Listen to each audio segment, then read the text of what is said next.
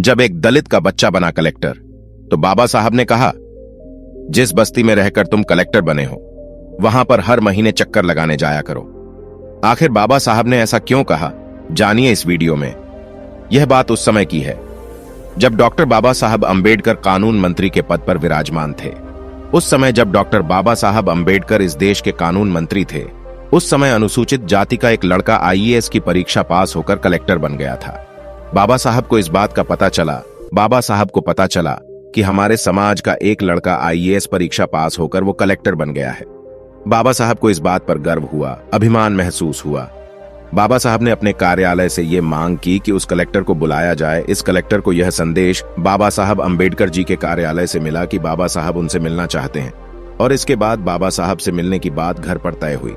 अब उस कलेक्टर को यह लगने लग गया कि बाबा साहब कानून मंत्री हैं और कानून मंत्री ने मुझे बुलाया है, शायद इनको मुझसे कुछ रिश्वत चाहिए होगी, कुछ थैली चाहिए होगी। वो कलेक्टर इस आशा से बाबा साहब अंबेडकर जी को मिलने गया कि बाबा साहब को शायद मुझसे कुछ चाहिए होगा। बाबा साहब अपने घर पर दिल्ली के अलीपुर रोड के बंगले पर पेपर पढ़ने हुए बैठे हुए थे। वो कलेक्टर उस समय बाबा साहब से मिलने आया। बाबा साहब ने पेपर पढ़ते पढ़ते उस पेपर को हटाया। बाबा साहब ने देखा कि वो कलेक्टर बच्चा मुझसे मिलने के लिए आया है। बाबा साहब ने पेपर बगल में रखा और उस कलेक्टर से कहा कि तुम अब नए नए कलेक्टर बने हो। कलेक्टर ने कहा कि जी, मैं अभी कलेक्टर बना। बाबा साहब ने कहा कि शासन ने आपको लाल बत्ती की गाड़ी दी होगी। कलेक्टर ने कहा, हाँ, मुझे लाल बत्ती की गाड़ी दी है। बाबा साहब ने कहा, एक काम किया करो, हफ्ते में एक बार या 2 हफ्ते में एक बार, जैसे आपको समय मिले, उस गाड़ी में बैठकर आप जिस बस्ती में रहा करते थे, जिस घर में आप रहा करते थे, उस बस्ती में एक बार उस गाड़ी में बैठकर चक्कर मार के आया करो। कलेक्टर ने कहा, ठीक है, और बाबा साहब अपना पेपर पढ़ने में फिर बिजी हो गए।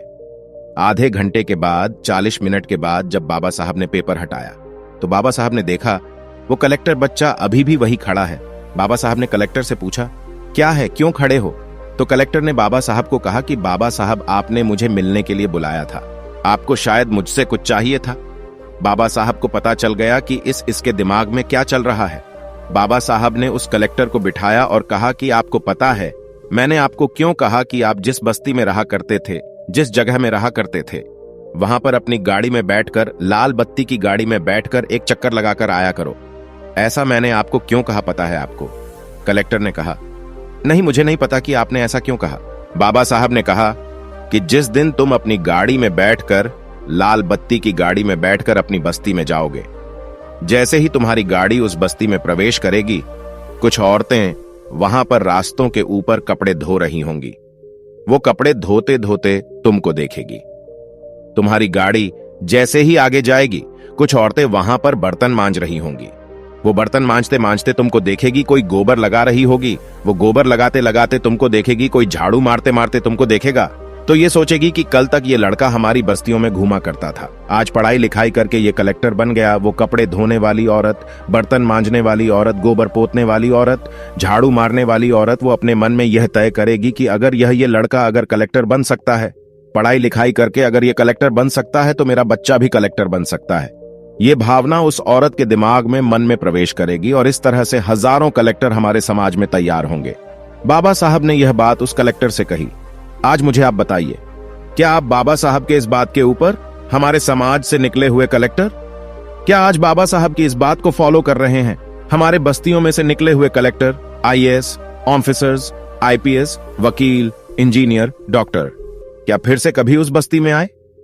बाबा साहब ने हम लोगों को जो शिक्षा का अधिकार दिया है, ये शिक्षा का अधिकार अपने परिवार के लिए नहीं दिया है।